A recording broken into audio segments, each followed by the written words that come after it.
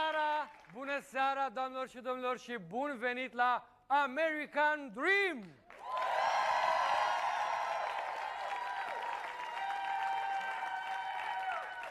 Ce este America pentru noi românii? NATO, Banca Mondială, FMI, tranșe, bani, dolari, televiziune, publicitate, toate asta înseamnă America pentru noi. Din păcate, nu același lucru înseamnă și România pentru America. Dar să vedem până la urmă cum o să o dregem. În această seară vorbim așadar despre visul american. Cine l-a cunoscut, cum l-a cunoscut, cum ne americanizăm noi pe zi ce trece fără să ne dăm seama. Nici nu avem cum să nu ne americanizăm dacă avem televizor, dacă avem internet, dacă vorbim la telefon, dacă ascultăm cântece la radio, expresii ca shake it up, don't touch me, oh baby, please baby, it's amazing, it's nice, it's cool, please stand up, please stand up, please stand up.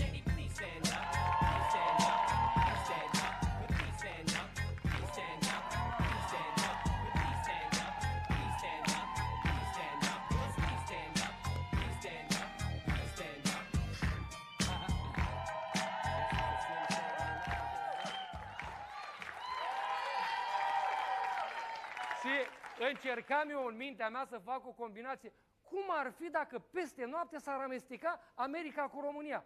Vreau să vă spun că am avut și un vis, de fapt un coșmar pe tema asta, pe care vi-l povestesc îndată. Este vorba despre coșmarul intitulat American Horror Dream.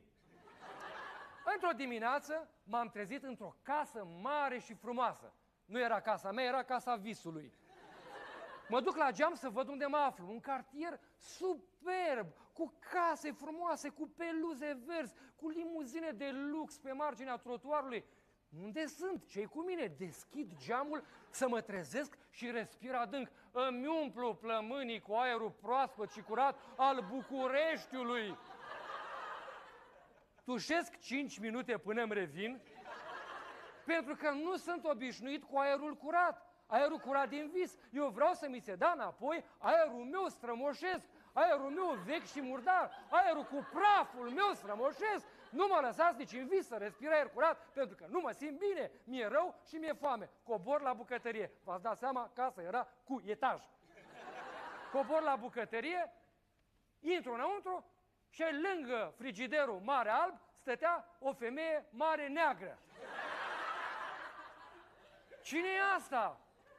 Se uită la mine cu ochii holbați și îmi zice, Good morning, sir! Era menajera! Avea menajeră! Dintr-o cameră se auzeau zgomote de copii, zgomote zglobii de copii zglobii. Sunt și însurat, am și copii. Pe cine să întreb cu cine sunt însurat? Pe cine să întreb câți copii am? Nu mă crede că sunt nebun? Nu-i zic nimic menajerei să nu mă recunoască după accent că sunt străin și mă uit pe masă unde era un ziar. Vreau să-l citesc, să văd totuși unde mă aflu. Deschid ziarul București Time. Titluri. America se zbate de 10 ani între reformă și tranziție. Guvernul României a dat o ordonanță de urgență pentru a stăvili ce? Doamne ferește, valul uriaș de imigrație ilegală din America și Canada? Dar unde mă aflu? Ce se întâmplă? Bulgaria este în fața Americii în lupta pentru eliminarea vizelor, pentru spațiul Schengen. Încă o știre îmi spune că Banca Mondială este salvată de faliment printr-un împrumut dat gratis de Banca Națională a României. Totul este cu fundul în sus. Uite încă o știre politică. La Cotroceni, președintele Statelor Unite ale României, Mr. John Iliescu Jr. l-a primit președintele Americii, Gheorghe Bușu,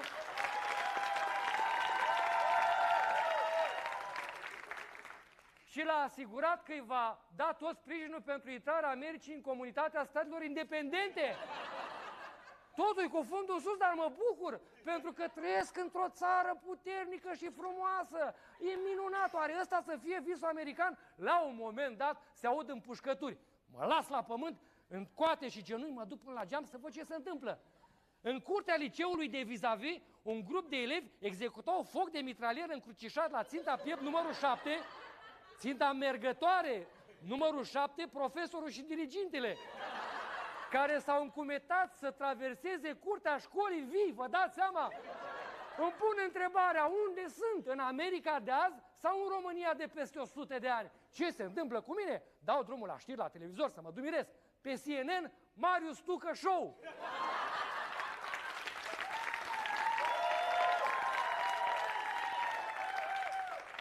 Marius Tucă Show pe CNN, avându-l ca invitat pe Vladimir Putin, pe care îl trage de urechi prin tot studioul. Uite, așa făceau cu ea.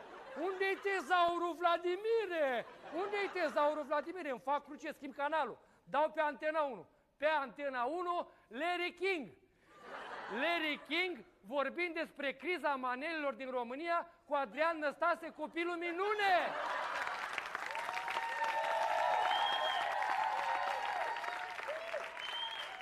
Nu trece mult și apare Adrian Păunescu însoțit de cei doi invitați ai săi, Yasser Arafat și Fidel Castro, cu care face emisiunea Pământul Pământ Strămoșesc. Cenaclu totuși îți dă lăv, interpretează câteva cântece clasice. Bob Dylan, proaspăt membru al Cenaclului, cântă cântecul Blowing in the Wind, vânare de vânt, atât de plăcut pentru publicul românesc. Toată lumea din studio este cu mâinile în aer, cameramanii ridică și ei camerele în aer și le dau de pământ pentru că nu mai înțeleg nimic, nici eu nu mai înțeleg nimic, nu mai văd și nu mai aud nimic. Opriți coșmarul, fraților, că nu mai rezist, băgați publicitate și salvați-mă! Suntem prea săraci, suntem nevoiași, oricât am muncit, rămânem pălmași. Suntem disperați de atâta chip, dacă vreți speranță pentru anii ce vin. Haideți cu toți în America, haideți să fugim în America. Haideți cu toți în America, în America să trăim. America, cea mai bună gumă, întinde-o cât mai poți.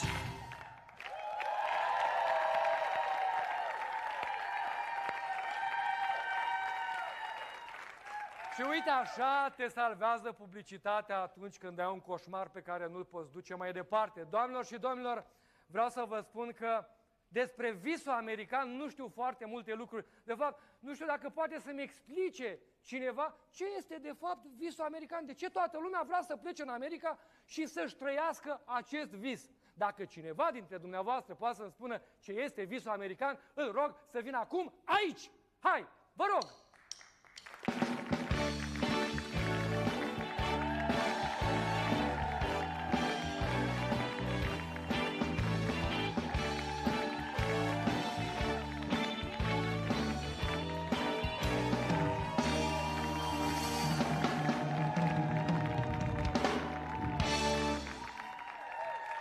Auzi, dom'le, dar n-ai fost și data trecută să mă deranjezi? Deci eu am mai plecat, parcă... A, nici n-ai mai plecat de Nu data am trecută? plecat. Ei, cald, e frump, nu Te-ai urcat pe macara, ți-ai făcut treaba. De ce mai vii și acum aici? Ce cauți aici de fapt? Ce vrei? Vreau viză de America, oamenii ăștia nu stau la coadă aici. Oamenii ăștia nu stau la coadă aici, că aici nu e ambasada Americii. Dar de ce vrei tu viză de America? Păi cum, dom'le, nu m-am suit eu pe macara? Mi-am dat foc, mi-am aruncat în fântână.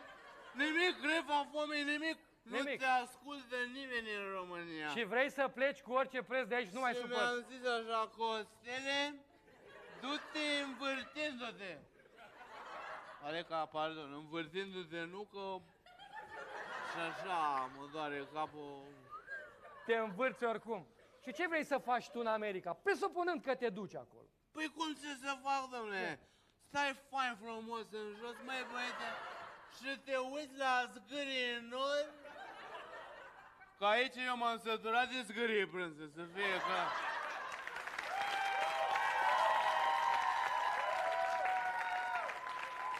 Cu alte cuvinte, tu vrei să pleci în America să stai degeaba, da? Corect. Eu nu cred că e corect deloc. În America, dacă vrei să mergi, trebuie să muncești. Dacă vrei să stai degeaba, cel mai bine stai degeaba aici, îți spun eu. Greșit. De ce? Pentru că aici stai degeaba pe lei și acolo stai degeaba pe dolari. Bravo! Exact. Și ce vrei să spui cu asta? Că este o mare diferență între America și România. Dumneata știi care e diferența între America și România? Na, matematic vorbind, Aritmetic. care e diferența? Că nu știu. Deci avem exercițiu. America minus România egal bară America. Adică... Adică îți dau un exemplu imediat. Hai, Gelu. Gelu. Gelu? Gelu, nu știi pe Gelu? Nu știu, cine e Gelu? Nu știi pe Gelu. Prietenul meu, Gelu, a plecat acum 15 ani. Așa? 10, 8, 6, 4, exact 3 ani s-a făcut. 2 ani, cred că anul trecut nu l-am văzut. Deci a plecat. Treaba lui. Dom'le, a plecat în America, ocupație de bază, șomer. Șomer. Tu știi ce are asta? Ce are, mă? Vilă, mașini, piscină, jacuzzi, grădină, livadă, vii, lidești de prunine, de Tot? El are toate astea? El? Ei, el. Proprietarul.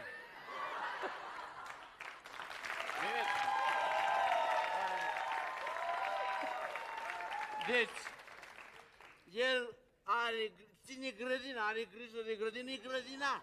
Păi e șomer sau grădinar? N-ai înțeles nimic. Profesia de bază șomer, în timpul liber că e un domn, grădinar. Curăță grădini, curăță piscină, dacă mai stă un an, îi curăță toată casa. Lasă. Bun, deci Gelul ăsta e exemplul tău, de asta vrei Da. tu să pleci în America, pentru că l-ai văzut pe Gelul. Auzi, domnul reporter, dar eu ce meserie am? Păi, nu știu, eu să știu ce meserie ai. Dar vii la emisiuni nepregătit, băi!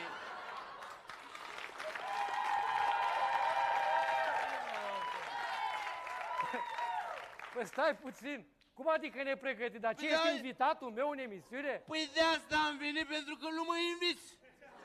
Bine, și ce meserie ai? Costel se prezintă. Sunt faianțar.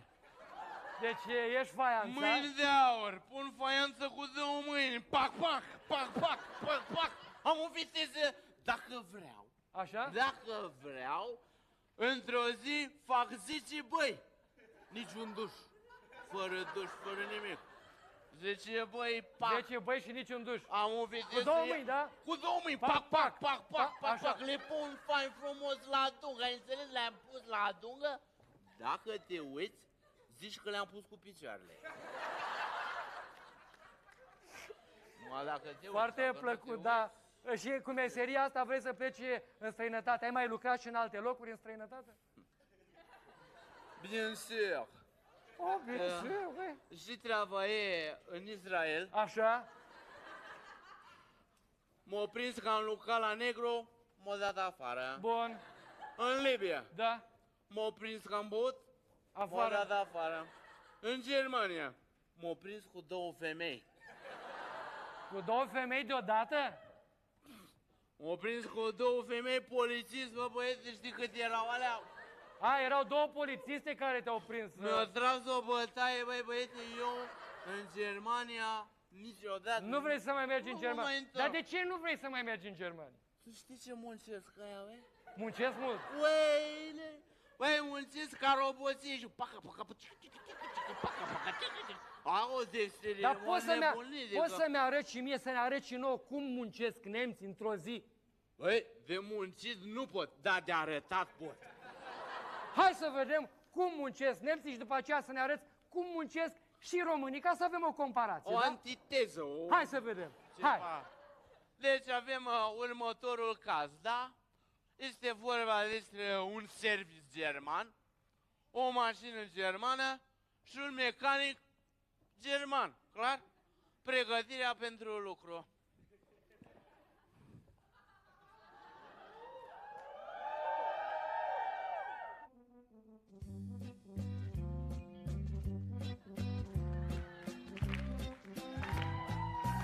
Mașina germană.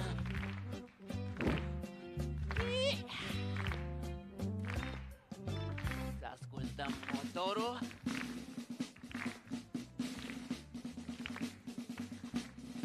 Măi, ce motor, măi.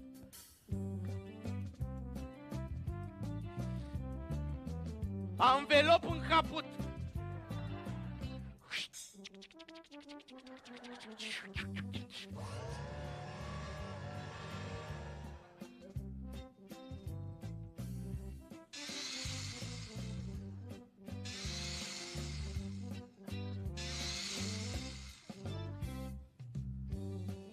Anvelop în caput. Noi anvelop în.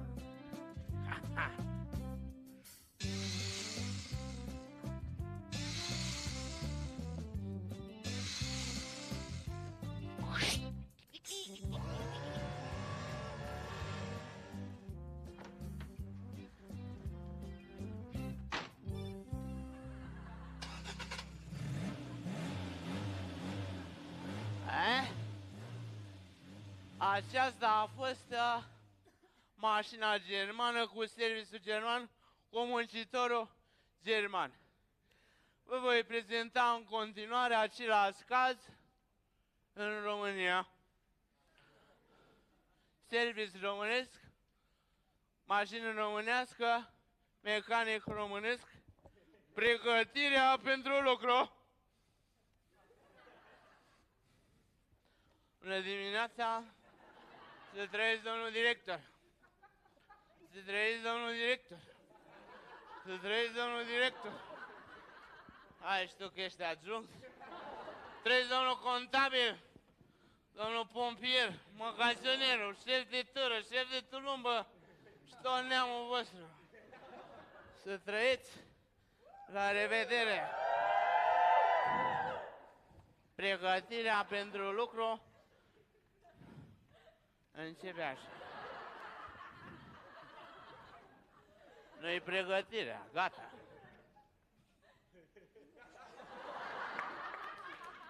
Muzica!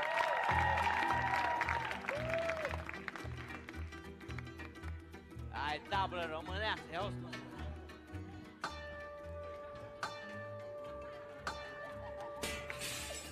Na, uite ce-ai făcut!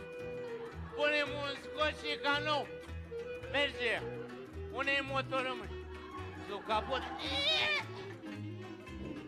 Să ascultăm motorul, ce spune motorul? Băi, băiete, motorul gripat, du la doctor, la mecanic, băi.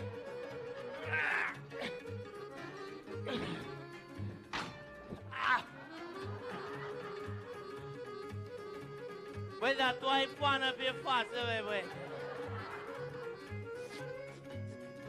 Am tot ce-mi trebuie, scule, baroși, covală, tot.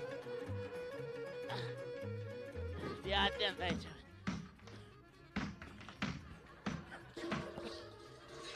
Na, ai pierdut și capacul și roata. Merge, n-ai treabă. Baga. Ai cheia să-i dăm ok-ul ăsta?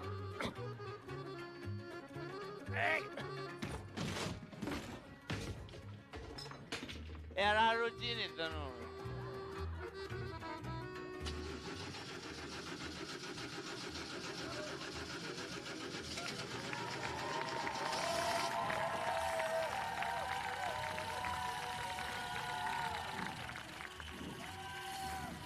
Tot a pornit până la urmă.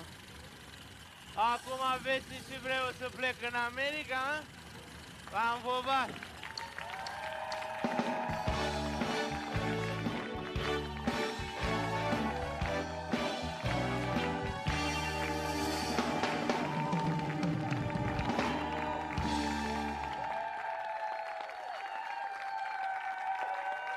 Continuăm! Mergem mai departe să vedem, de fapt, cine a înfăptuit visul american. Pentru că trebuie să vă spun că visul american nu a fost făcut doar de americani. Printre ei s-au aflat și doi români, și anume Veri Mazurchievici. Cetățeni americani plecați de mult din România și care acolo se ocupă cu turismul. se întorc aici, acasă, ca să facă o afacere turistică și în România. Haideți să-i întâmpinăm cu aplauze pe Veri Mazurchievici!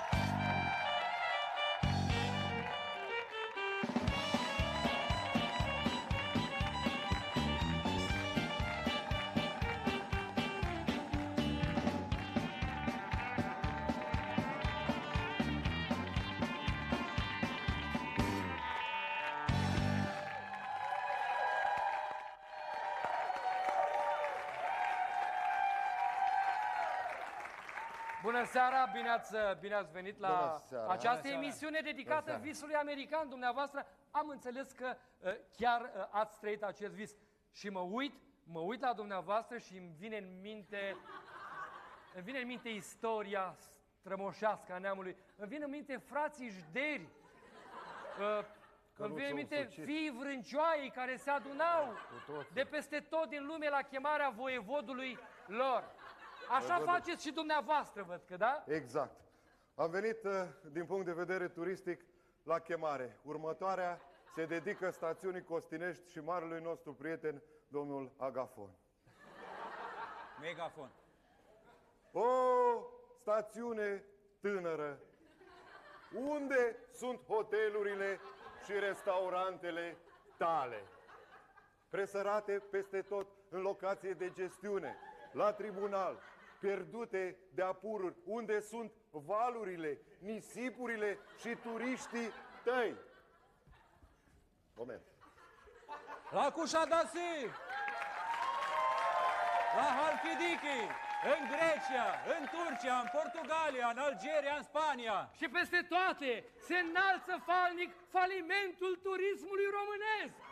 În veacul vecilor, amin! Foarte frumos. Stați jos, foarte frumos. Este Acest modelul clip de publicitar a clip fost, după da? care lucrăm. M-am prins că a fost clip publicitar. Să lăsăm deoparte însă literatura Cum? și să trecem mai departe. Cum să o lăsăm? Cum să lăsăm literatura? Cum să lăsăm gramatica? Cum să lăsăm aritmetica? Cât să mai lăsăm? Din cauza că ați lăsat o grămadă de vreme, din această cauză, din punct de vedere turistic, toți vecinii vă fac concurență neloială. Grecii, turcii și așa mai departe. Este foarte greșit. Videoclip! Videoclip! Videoclip! Baciul bulgărean și cel ungurean l-a pus de soare când turismul moare. Ei s-au înțeles ca să ne fure de vreo 10 ani turiștii germani și americani. Back, cut, again. Căci au chelneri bărbați, rași tunși și frezați, și baruri făclii și fetițe mii. Cut, videoclip. Acum, sper să vă liniștiți, am înțeles, aveți niște mesaje de transmis prin intermediul acestor videoclipuri. Hai să vorbim acum despre turism. Corect. Sunteți specialiști în turism. Da. Care este asemănarea dintre turismul din România și turismul din America? Este o asemănare foarte mare. Așa? Turiștii români bogați pleacă în America, iar turiștii americani săraci vin în România. Deci, Păi, stai puțin, este practică, asemănarea e de fapt deosebire. Nu, este asemănare, pentru că bugetul este același. Adică este un turism de masă, este low budget, cum se numește. Adică este pentru oameni care nu au foarte mulți bani la dispoziție. Sub-middle class, Așa. sub-middle class. Adică un român bogat pleacă cu 4-5 mii de dolari în America, Așa. un american sărac vine cu 4-5 mii de dolari în România. Așa. Cheltuielile sunt Acum, întrebarea pe insurgente. care o pun este, din punct de vedere tehnic, cum s-ar putea face ca și în România turismul să fie la fel ca în America? Un moment. Din punct de vedere tehnic, ca turismul să fie la fel, trebuie ca Se el... oprește puțin, dar ai o față foarte expresivă. Adică, de unde ai pălăria asta de care chiar îți exagerează inteligența, dacă îmi dai voie? O pălărie de când am lucrat ca agent turistic în Vietnam pentru a transporta turiștii chinezi. Am făcut turism în China, dar turismul din China este turism business to business. Mie când îmi venea clasa 8-a la turism, unde să bag 50.000 de copii într-un singur autocar, cât mi-aducea ei? Acest turism a fost uitat de apururea. Hai să ne întoarcem la problema tehnică. Cum putem face ca turismul din România să arate ca cel din America? Tehnic economic este în felul următor. Avem o firmă la Seattle, da? Așa. Aici e Seattle. E vorba de firma voastră, Așa. da? Aici e oceanul, aici e Hawaii, nu avem treabă. Aici avem o firmă tată. Facem o firmă tată la București. Deci firma mamă firma este... firma Aici e mamă. Ploiești. Aici e București. București, la București, da? Da. Deci firma mamă de la Seattle, împreună cu firma tată de la București, Da? se joacă de-a mama și de-a tată. Așa. Păi nu. Sau de-a doctorul. Dacă are timp, și de-a doctorul. Se joacă ca să prolifereze, Exact, ca să producă să facă pui. economici, viabili, sănătoși. Acești pui va crește cifra afacerilor an de an. Deci asta până este când ideea. vine noua eclipsă, că la noua eclipsă avem de gând să mai faceți... dăm un brânci la Bun. turism. Dar care este forma de turism pe care vreți să o lansați în România? Un moment. Firma dumneavoastră despre ea vorbesc. Forma de turism se numește timeshmanning și este o formă Pardon, foarte... timeshmanning? Timeshmanning, da. Este o formă Dar foarte explicați recentă. puțin ce înseamnă. Este așa zisul turism orar, adică dacă vreți să vizitați, aveți o oră pe an preplătită în orice țară din lumea asta vreți să mergeți. Adică eu să mă duc într-o excursie de o oră în America, da? Da. Păi, Bine, și ce înțeleg eu dacă stau o oră în America? Ce văd eu într-o oră? păi dacă știți engleză, înțelegeți. stai Dacă să nu vin. știți, nu înțelegeți În nimic. plus, excursiile sunt pentru distracție, nu sunt pentru ca să te înțelegi. Pentru Da. înțeles, Da, mă, n-ai decât să mergi la bibliotecă. Dar ce văd eu într-o oră? Ce văd? De exemplu, blocul Chrysler, nu? Da. Ai venit la aeroport, în 20 de minute te-am transferat la blocul Chrysler, am urcat până la jumate, că sus durează o oră, am coborât înapoi, te-am dus la aeroport, te-am Apoi, dus. dacă ai norocul să treacă pe acolo Brigitte Nielsen, o vezi și pe ea. Brigitte Nielsen. Poate Acum ai să o norocul să păzesc eu treacă. pe Brigitte Nielsen sau pe Pamela Anderson. O păzesc este mulți, pachetul- nu numai dumneavoastră, nu e Nu, problemă. nu. Este pachetul Eu european mă gratis. interesant Pachetul pentru mine. european. Deci eu, turist, vreau să merg în America să o văd o oră. Nu înțeleg O oră. nimic din O asta. oră, Cum să da. văd America într-o oră? În plus, mai oferim așa, puteți vedea Ungaria, Austria, Spania, Franța, Anglia, turnul Londrei, Asta tot din vedeți. avion? Oceanul Atlantic. Asta din avion vreți să Păi, spuneți? de da? unde? Din barcă? De unde? Din avion. Adică să văd pe geamul avionului Ungaria, Austria, Germania, Exact. Franța. Și dacă e ignorat, ce văd? Da, avem și pentru asta, avem pachetul de nori. Norii din Ungaria, după aia norii din Austria, norii din Germania, norii din Franța, norii din... Ocean. Dar norii nu sunt la fel peste tot? Nici Ce, decât- norii din Austria sunt altfel față de norii De din exemplu, Franța? Total diferit. Total diferiți. Norii ungurești sunt arțăgoși, ei imediat sar la avion, după aia vin sunt norii, Bine, și norii norii din din Austria Austria, sunt norii aroganți, norii- sunt sufnoși. Norii austrieci Sunt sunt sufnoși. Și norii germani cum sunt? Harnici, umblă de colo Harnici, încolo. foc, Norii la lucru, harnici, tot nu? timpul. Ăia Și francezi. franțuzești au iz de șampanie, că este Da? gustoș, așa. Adică Ăia- mergi cu avionul și simți miros de șampanie când treci Exact. prin nord, da? Iar și cei gust din de Londra băgat. sunt smogoși, Smogoși. complet smogoși.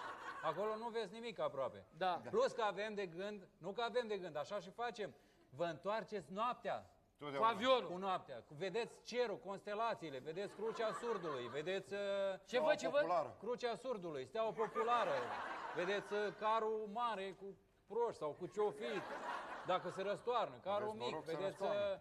Adică eu trebuie să dau bani la excursia asta, la firma dumneavoastră, ca să văd cerul din avion, dar nu pot să-l văd din balcon de la mine, fără să dau niciun ban. Păi nu E e cu aceeași, totul altceva. nu trepidează podeaua. Plus, Aveți stewardeze în balcon acasă? Poftim? Aveți stewardeze în balcon acasă? Păi dar închiriez două și îmi fac atmosferă de Aveți avion. catering? Aveți catering? N-am.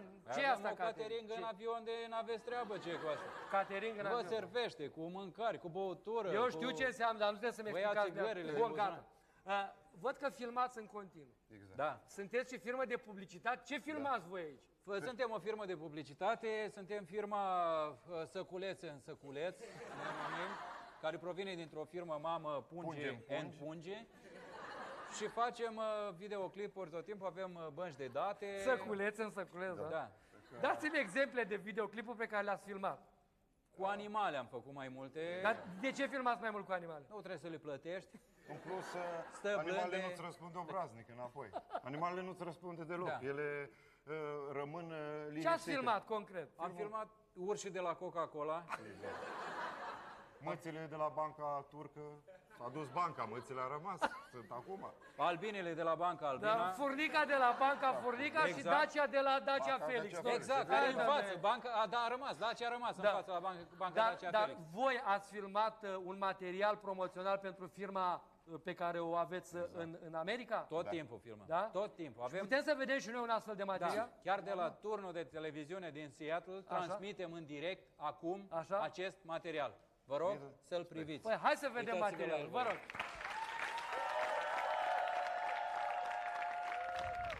Bună ziua, doamnelor și domnilor, și bine v-am găsit la turul pe care îl face agenția Frip Tour.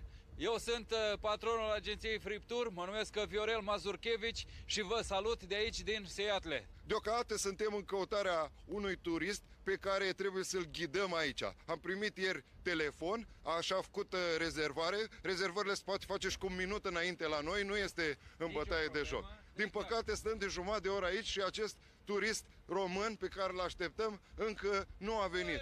Așteptăm turistul. Vorbiți românește, măi? Da! Ați făcut rezervarea la noi, la agenția Frip Tour? Tour? Frip Tour. Am mâncat, să rămâne, am mâncat fripturi, nu e problema asta. Am stomac blin acum, deci ce caută român aici sus, mai? Da. Am vrut să scap de România, am plecat de la Camin, m-a dat afară de la Camin, m-a dat afară de la învățătoare de acolo și am venit la Seattle aici, la Microsoft, la Veru Gates și fac ce programe aici. Nu ești cumva Ali Mehmet? Colegul meu de cameră, din clasa a 3-a de la facultate. Măi, Cornele, măi, Cornele, măi, Cornele. Bă, iată o revedere foarte frumoasă între doi foști colegi de facultate dați afară în anul 2. Dar să facem în continuare un ride. Bine ai venit, stimate turistule, și iată îți vom prezenta orașul Seattle. Aici este partea de nord a orașului, unde, iată, este downtown, care are câteva clădiri foarte înalte. Apleacă-te în jos un pic ca să vezi mai bine. Vedeți bine? Ce bine vede cum ați mă strâns mai. E suficient deocamdată. Mergem mai departe împreună cu turistul nostru pe care l-am prins în această trapă. Aici este downtown-ul, adică town-ul de jos. Clădirile nu depășește niciodată mai mult de 15 metri înălțime. Este o tradiție pentru că, dacă știți, în Seattle săptămâna trecută a fost un cutremur. A Deci fost cu tremur. 7,3 grade. L-ați simțit? Am simțit că eu stăteam aici sus, aștept elicopterul să mă ia, că am venit cu elicopterul, trec deasupra aici la acucerul ăsta, cum se cheamă, la turnul de Needle televiziune. Middle Space? Și m-a scuturat, măi, dar am văzut foarte aproape orașul, vedeam foarte aproape. Stimate domnule turist, să mergem mai departe. Haideți, poftiți în continuare să vedeți cum se Puteți vizitează. Să vă uitați prin acest dispozitiv. Eu țin palma aici. Se poate și ghici în felul ăsta. Are Se poate nervuri și pe din mână. palmă. Are nervuri pe Vă rog palmă, să bă. citiți acolo mai departe. Ești căsătorit? Suficient. Mergem Mai departe, poftiți să vă arăt orașul în continuare. Satisfăcut, continuu cu această priveliște. Poftiți mai departe. Aici este partea de sud, acesta este Golful Persic. Iată-l. Dacă Da. nu berse, că stai ca la mine acasă, dar nu e așa frig, măi. Ați Nu e văzut? așa frig. Deci îl cunoașteți, da? Golful berse, asta... Să mergem mai departe și să muncim pentru noi. Haideți. Până acum aveți de plătit $44. Este varianta cea mai ieftină pe care am găsit-o pentru dumneavoastră. Dacă vă uitați, totul este înverzit. Acolo sunt antenele operatorilor mobili de telefonie mobilă. Bat cam 6 metri în jurul antenei. Este antenă cu bătaie îngropată, așa numită bătaie în jos. N-am un telefon acum ca să vă arăt, dar uitați, pot să vă arăt la aparatul de fotografiat. Încercați. Deja v-am format numărul. Poza, vă rog, faceți poza.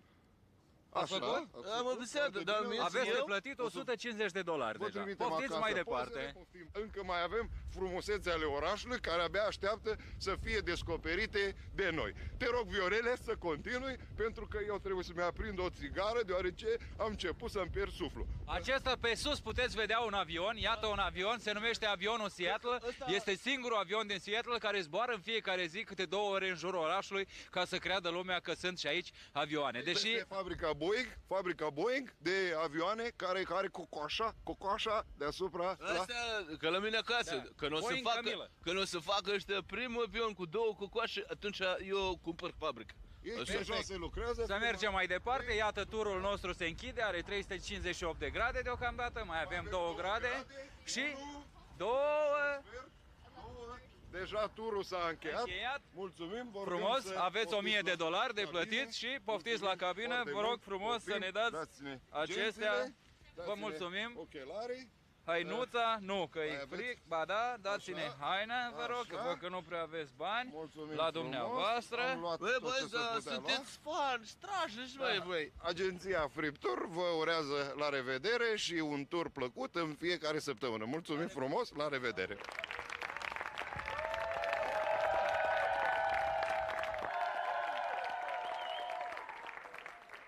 Mergem mai departe, doamnelor și domnilor, vom vorbi în continuare despre emigrație. Vom vorbi despre această problemă foarte mare a României. De ce pleacă atât de mulți tineri în fiecare an spre America și Canada? Cel care ne va spune ce se întâmplă în legătură cu acest subiect se numește Ioan Păsculete și îl invităm acum să vină aici!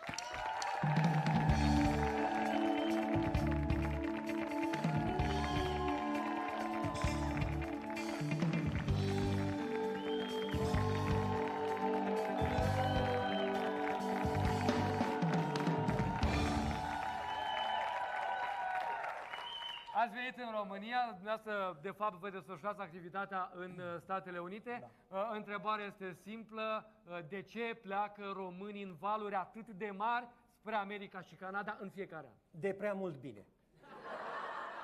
De prea mult bine. De prea mult bine? Stai puțin. Eu știam că un om pleacă din țara lui de rău, nu de bine. Nu este adevărat.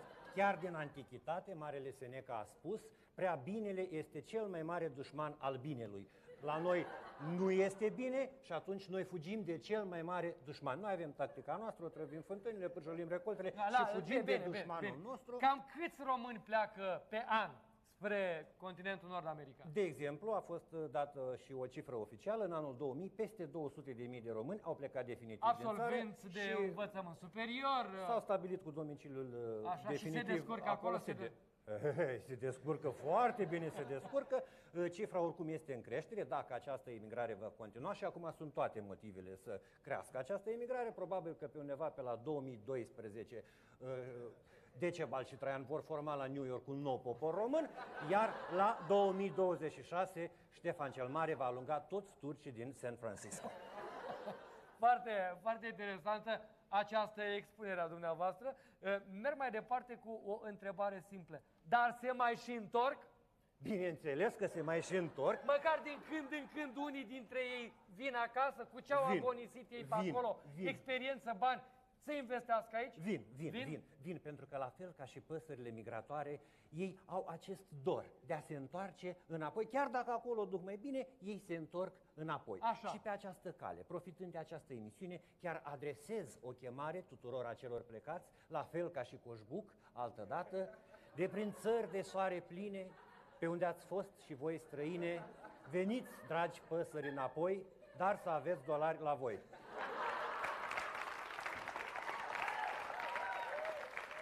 Ceea ce mi se pare foarte... Dar cam câți dolari ar trebui să aibă? Păi tot așa se spune în poezie. Vă așteaptă iar câmpii și munți, să aveți dolari, dar foarte mulți. Vă așteaptă iar munți și câmpii, vreo 4-500 de mii. Bravo, bravo, bravo. E cifră oficială. Acum v-ați întors în România ca să vă... Nu numai eu. Sărbătoriți Paștele aici, sigur da? Că da. Toți care se întorc din America, în România... Dar nu puteați să faceți, să țineți post în America? De ce trebuia să veniți în România? Păi nu. Deci toți vin să postească aici. În America se poate posti, dar ar fi păcat. Și nu e bine să faci păcate în postul mare și atunci se postește mult mai bine. Cum vreți să poftiți, să postiți aici în România? Post negru? Post negru, conform mai unor... soft, mai hard, mai cum e? Nu, este în middle. Este un post negru pe care îl recomand tuturor. Se știe că în preajma sărbătorilor de Paște imediat toți mănâncă până li se de face mâine rău intrăm sau în beau. săptămâna patimilor, este săptămâna mare. Așa Care este. sunt sfaturile dumneavoastră pentru cei care vor să țină post negru, de pildă? Sfaturi avizate de data aceasta vom prezenta. Vă rog, dacă un aveți post- pregătit, vă rog să da, citiți, un pentru că post- suntem foarte curioși. Da, un post negru, vă rog frumos să vă notați Și cei să-l prezenți. aplaudați pentru că intră în partea cealaltă a monologului. Vă voi prezenta cele 3 zile de post negru pe care trebuie să le urmați. Telespectatorii, vă rog să fiți atenți la toate cantitățile pe care eu le voi da aici. În partea de jos a ecranului nu vor apărea niciodată. Așadar, prima zi de post negru cuprinde obligatoriu 2 kg de icre negre, coacăze negre, friptură de capră neagră, măsline negre, vin negru, dar nu mai puțin de 5 kg.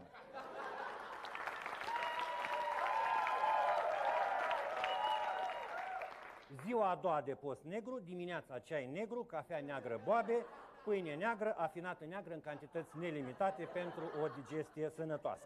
La prânz, mure negre, struguri negre, banane înnegrite luate acum 3 luni. Seara, înainte de culcare, 5 pastile de cărbune negru medicinal, vise negre. Ziua a treia, și care este de o complexitate deosebită, dar ea asigură o curățare totală, 2 găini negre, fripte la grătar cu huilă neagră, 2 kg caș oaie neagră, 2 prăjituri negrese, 2 pachete ciocolată neagră măruie, 2 ochi negre care nu se pot uita. Seara, înainte de culcare, se va citi numai ultima parte a romanului Roșu și Negru de Stendhal.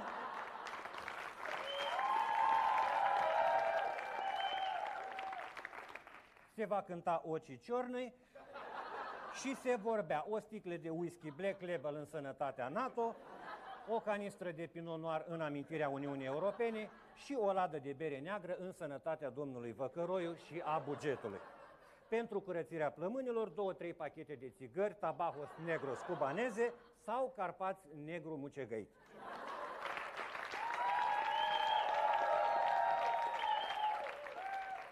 Vă asigur că după urmarea întocmai a acestui post negru, organismul este curat și sănătos și este pregătit să înfrunte din nou cu succes mielul, cozonacul, ouăle și pasca ei de reformă.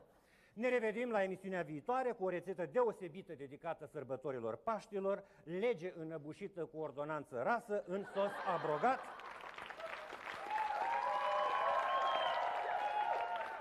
oferită de sponsorul emisiunii, un decret de la bunica. Dar până atunci, nu uitați, reținere, sănătate, cumpătare și un Paște fericit tuturor!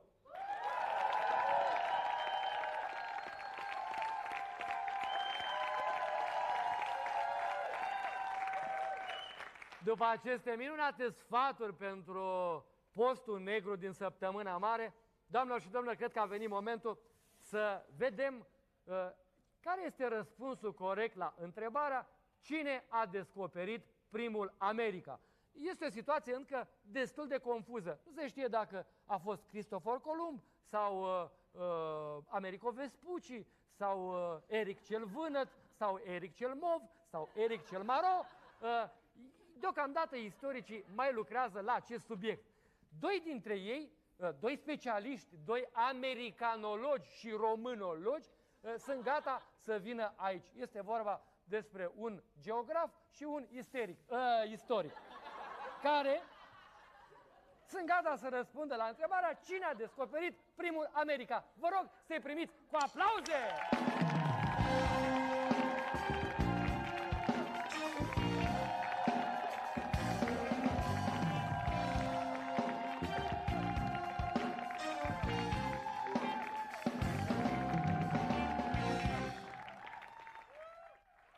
Bună seara, bine ați venit, am făcut introducerea, vă las pe dumneavoastră să vă prezentați singur. Cum vă cheamă? Bună seara, Cristofor Porum mă numesc, sunt... Pardon, Cristofor Porum? Da, Cristofor Porum, sunt cercetător Mai tare dacă americanolog, puteți vorbi. americanolog Așa? la Institutul de Istorie Alternativă Grigore după ureche. Și domnul? Mă numesc Pasco da Gama și sunt... Stai să râdem, Pasco da Gama. Hai să râdem. Mă rog, e numele meu, nu știu ce-i de râs. Foarte bine. Sunt americanolog la Institutul de Istorie Continuă IC Primul din București și Ploiești. Așa. Întrebarea prima pe care vreau să vă pun nu este legată neapărat de America, ci sună cam așa. Care este legătura dintre istoria alternativă și istoria continuă? Mă refer la manualele alternative și manualele continue. Există o legătură între aceste două tipuri de O să istorie? încerc să vă lămuresc exact pe subiectul din această seară. Așa. De exemplu, America are tot timpul alternativă în istorie, pe când România are o istorie continuă, fără alternativă. Așa este, sau cum au spus latinii în celebrul proverb alea jacta est, adică alea este zarurile, așa s-a aruncat. Nu e... Zarurile s-au aruncat în America. Asta... Tema discuției noastre este cine a descoperit primul America. Care a fost personal? Columb, Eric cel Vânăt? Cine a fost primul? Totul a pornit de la Vilice Roșu, care... Așa. Deci, normal, era confundat și cu Eric cel Vână când beau mult amândoi, nu se știa care e roșu, care e vână. Dar Vilice Roșu a pornit din Danemarca, s-a certat la un chef și a plecat Valvârtești să plece acasă în Norvegia. Așa. Și a luat, a greșit ruta, bineînțeles, beat fiind mangă, a greșit ruta, a ajuns când s-a trezit dimineața, s-a trezit pe coasta New Yorkului, a văzut zgârienorii, s-a speriat, vă dați seama. Când a văzut zgârienorii la New York, s-a speriat, fuga înapoi, a văzut, nu știu ce, n-a reușit să vă povestesc cât a durat, a ajuns în acea seară înapoi, i-a povestit nevestii care a doua zi se pregătea, avea pleca într-o tabără de creație la Genova. Și știți cum sunt norvegieni cele vara, se duc în tabără de creație. Și a plecat la Genova, unde l-a întâlnit pe Cristofor Columb, într-un moment de intimitate și de, știu eu, slăbiciune umană specific femeiască, i-a spus acest lucru lui Cristofor, a plecat... Că bărbatul a găsit New York-ul, de fapt. Exact. Așa? Cristofor Columb a și tăiat-o ca să facă rost de finanțare, iar a doua zi s-a încurcat cu America Vespucci, i-a spus celor, și pe rând au mai mers mai mulți. Iată care e rolul femeii în marile descoperiri geografice. Aș vrea să punem puțin punctul pe ai, cum spun americanii, și să vedem care a fost rolul românilor în toată această descoperire. Asta trebuie să ce-am făcut noi românii în momentul ăla? În 1492, când Columb s-a dus la Ferdinand al Aragonului și la Isabela a Castilei ca să ceară bani de corăbii, cine se bătea cu turci în Moldova? Ștefan cel Mare, nu? Ștefan cel Mare. Dacă Ștefan cel Mare nu îi ținea pe turci în Moldova, turcii mergeau mai departe, ajungeau în Spania. Mergeau, vă dați seama câtă dorință aveau să meargă în Spania, să vadă returul, să vadă, se califică Galatasaray, nu se califică, vă dați seama, era... Exact. Ar fi ajuns în exuberanță, ar fi dat foc la corabia lui Columb și nu mai pleca Columb. Deci, practic, descoperirea Americii se datorează într-un fel și lui Ștefan cel Mare. Și lui Vlad Țepeș. Să nu-l uităm pe Vlad Țepeș. Ce treabă are și Vlad Țepeș? Vlad Țepeș în țara românească, mai jos puțin, punea boierii în țepe ca să vadă dacă a plecat Columb. Să-i dea semnalul. Să dea mai sus puțin, iar într-una din cronici, în uricele scrise de Grigore Ureche, scrie acolo cum a fost treaba de fapt. Cum a fost? Ștefan cel Mare. A trimis Ștefan cel Mare 2 răzeși cu o grăină, cu nu știu, 8 plocoane, să meargă să cumpere 2 baxuri de țigări, că afla că se fac țigări pe corabia lui Columb, țigările românești se făceau acolo. Atunci, de fapt, a fost prima țigaretă. Prima operație, țigareta zero a fost țigareta a fost la Columb. De pe vremea lui Ștefan cel Mare, operațiunea țigareta zero sau care Da, țigareta zero. Și Grigore Ureche imediat... Grigore Ureche a scris în cronicile lui, dar ce era Grigore Ureche? Informator, el scria dosare? Exact, dosare există și acum la CNSAS. Așa? S-a cerut acum, scrie foarte clar, Petru Rareș a fost văzut, a fost prins de vrâncioaia fumând. Deci e foarte clar că țigareta 1 a făcut-o Ștefan cel Mare. Nimeni nu spune despre Grigore Ureche sau Neculce că ar fi fost secuiști, dar... Mă rog, hai să vedem acum despre Cristofor Columb. Mi-am amintit, așa aș vrea să vă întreb ca specialiști, ce înseamnă oul lui Columb, domnule? Care este explicația acestei expresii, oul lui Columb? Tot de atunci. Deci v-am spus ăștia, au plecat cu găinile. Cine răzești lui Ștefan cel Mare. Au dus niște ouă. Exact, există o mărturie la Miron Costin de data asta, care se povestește cum cei 2 răzeși aveau cu ei o găină, Gât-Golaș de Transilvania. De asta toate provinciile au contribuit la descoperirea Americii. Așa. Ei s-au dus cu găina pe vapor, s-ar părea că era și Paștele, atunci vreau să aibă ouă roșii. Găina făcea câte un ou în fiecare zi, ei i l-au oferit lui Cert Columb. este că acest Columb, deci i-au făcut o paparadă și i-au dat Ce să este mănânce. paparadă? Este un Ce? fel de omlet făcut mult mai repede, cu mâna, că nu aveau condiții să bată hamburger, menuș, nu știu ce. I-a plăcut foarte mult și a promis răzeșilor, zice, până ajung în America, în fiecare zi voi mânca un ou. Omul a zis. Și 70 de, cât a fost? 70 de zile a durat călătoria, găina a făcut 71 de ouă. În a 71-a zi, când Columb tocmai se pregătea să mănânce ou, musul de sus de pe catar a strigat pământ. Pământ, America, exact. Și când a strigat pământ, așa de tare s-a emoționat Columb că n-a putut să mai mănânce ou. Deci a fost chestia aia. Câtă... Și a rămas cu ou în mână. Exact, Așa? exact. Era ca zdreanță, așa, l-a prins, dar nu în buzunar, în mână. Și când l-a văzut, toți băștinașii cu ouă ăsta, Dar au ce înțeles- a ieșit pe coverta, a ieșit Da, sus el cu... era, avea sarea într-o mână și o în mână să Da, reze. arătați, deci a ieșit... Deci el stătea și Așa era, cum- tierra, nu știu ce a strigat musul limba spaniolă, sau mă rog, că avea niște... Pământ, nu știu. Pământ, nu știu ce. Când Dar cum toți... striga în spaniolă? Adică cum se spune în Păi spaniolă? probabil tierra, depinde ce era, că ăsta îl duna și din toate națiile, că n-a avut așa, da, așa. marinar. Cred că era Și evreu stătea cel cu care ou striga. în mână și cu sarea. Când stătea cu ou, toți băștinașii au fost acolo, când au văzut ou, au realizat esența cubismului și au strigat toți într-un glas brâncuși. Brâncuși. Da. Deci...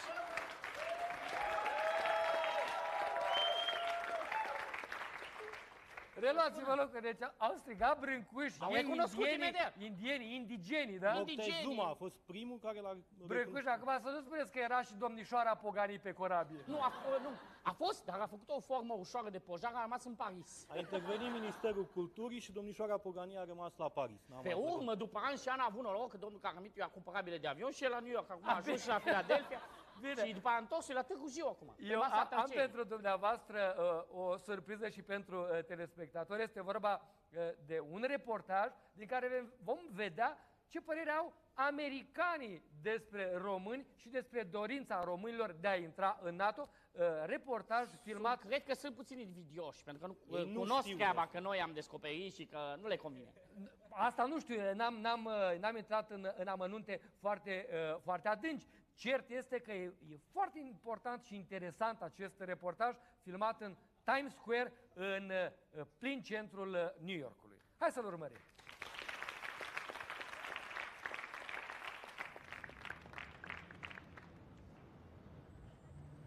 Excuse me, sir. You heard about the Romanians' approval to enter NATO? No. You heard about Romania? Yeah, somewhere around what is that? Asia? No, maybe Europe. It's Budapest, right? No, it's not Budapest. It's Europe, Romania. It's Yeah. not Bulgaria also. It's somewhere. not around Russia. there. It's somewhere around there. I think I know. Yeah. Yeah, okay. So you agree that Romania join NATO? Yeah. Why not? It's a matter of it's up to everybody. I think in this country. Okay. We love this country very much. Yeah, So, and we love Romania very much. Thank you. Yeah, sure. Do you have a quarter? Right away. Sir, What's up? you heard about Romania?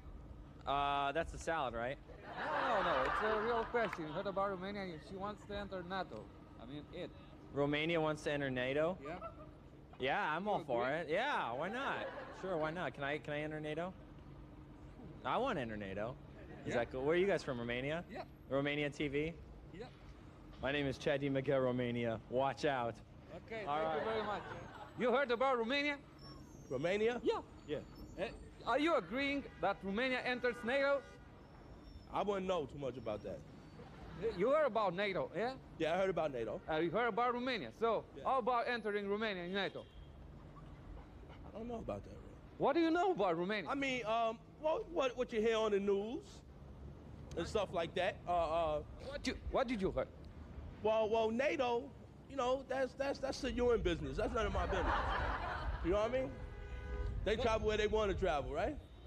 Okay. Thank you very much. About what? Romania. Romania? Yeah. Oh, yeah. And how about entering Romania in NATO? Romania wants to enter in NATO. You agree? You, the Americans? In NATO? Yeah. Yeah, it's cool. It's no problem. I guess. Have you ever heard about Romania? No. It's in Europe. But as a matter of fact, I just wanted to ask you, as you're being American people, oh, you're from Europe. Okay, so Europe, tell me, you agree that Romania enters NATO? No. Why? What did you say? Romania wants to enter NATO. Ah, okay. Yeah, that would be great. It's great, yeah? Yeah. And you, what's your opinion about this thing? No, it's great. So, you ever heard about Romania? Yes. What have you what Is this have you Street heard Smart? about Is this Romania? Street No. Smart? What have you heard about Romania? Romania? Yeah. Okay. Romania in? Are you serious? Yes, I'm very It's in serious. Europe. Huh? It's in Eastern Europe. Yes. Yes. I have family from Romania, actually. Yeah, as a matter of fact, I just wanted to know the opinion of some American people, because I'm from Romanian television, Romanian television. And I Well, want they to have know television the in opinion. Romania? Yeah, This is Street Smart. So, Hello, Joe. so, It's our TV. do you agree that Romania enters NATO? I think Romania should enter NATO Why? because I think it's important that all the countries of the world join together and have like a common alliance together. Do I agree that Romania should enter NATO? I'm not sure at this. So do you think that Romania should enter NATO? Well, Time. yeah, I think it might not be a bad idea for them to enter at this point. Yeah, but it's not Romanian's opinion matters. Well, I'm not Romanian. Well, I would think that the leaders in America should be able to make that decision. And I think those are the people that should be talked to. Look, really. I think that America needs as many friends in NATO as it could possibly get. America doesn't have too many friends in NATO at this point. We're just pretty much with the British. Everybody else is kind of off on their own.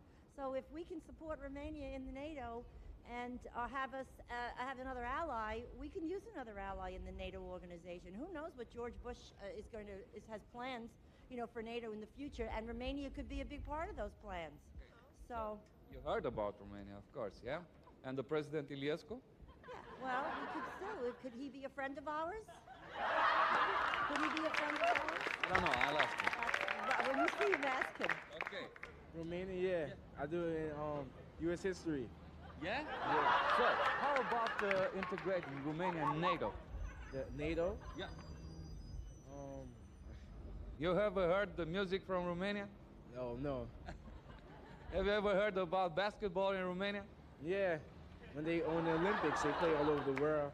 Yeah? Yep. Have you ever heard of Ghiță Mureșan? Big Ghiță? Whoa. Everybody knows, eh? Who's that? Ghiță Mureșan. No, I don't. It's Big Ghiță from NBA. Oh, Ghiță? No.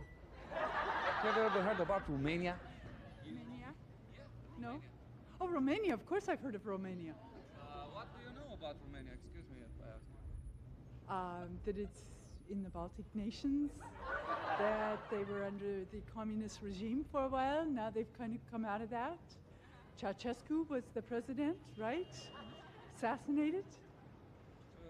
Yeah. And you know the president of Romania now? I'm sorry. Bakla, no, I think it's, I can't remember his name. Havla? No. You heard about Iliescu? Iliescu, yes. Okay, he is the president of Romania. Okay. Does it help you militarily? Does it really protect your nation? Does it keep these things from happening? Should I like tell you happened that with our neighbors is the Russian people? Should I tell you that we are the nearest people to the Russian people? Should I tell you? The Russians aren't our. The Cold War is long over. Russia, I feel so badly for them. I mean, it's cold and it's no electricity and they're terribly poor now. Food's a problem. I mean, we need to help all of these nations Are you sure at that this Romania point. doesn't have either these problems? Oh no, I think Romania probably has them too. I think it's very difficult for your part of the world right now. In your opinion, how much you take to integrate Romania in NATO? After your opinion, I repeat. Well, I think it's a monetary issue, a great deal. Can your country afford to support that kind of military when I think there's other economic development that probably should come first, so that you strengthen your living standard, raise your living standard, I guess would be a better way to say it. Become more of an economic player in the Middle East, or not the Middle East, but the Balkan nations. And then I think you're ready for NATO, but I think you have to build up to it economically somewhat. Excuse me, sir. Excuse me. Have you ever heard about Romania? Romania, yes, it's a country. Yes, for sure. You know where this country is? In Europe, it's close to Russia. Yeah. So, can you tell us what is your opinion about integrating this country, Romania, in NATO? Oh my God. Well, I don't know. I don't know a lot of these issues. I don't think it's nothing to do against that. Why? Okay. So, you're a tourist? Yes. Where are you from? Chilean. What? Chile? Chile, yes. Oh, so South America.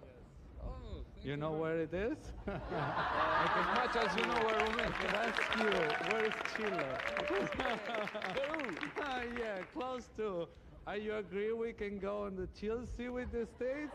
I do agree. Okay, great. We have a deal. Okay, thank you very much, man. A good day.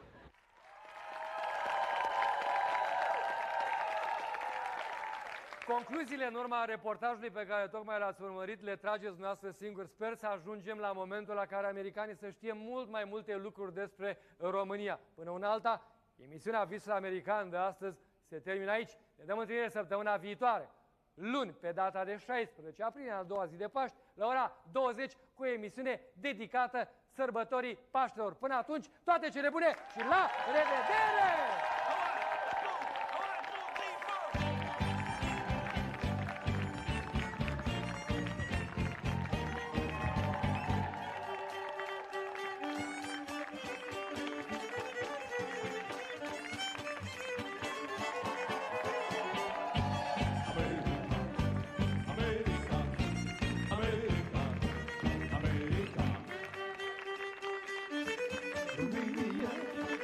Romania,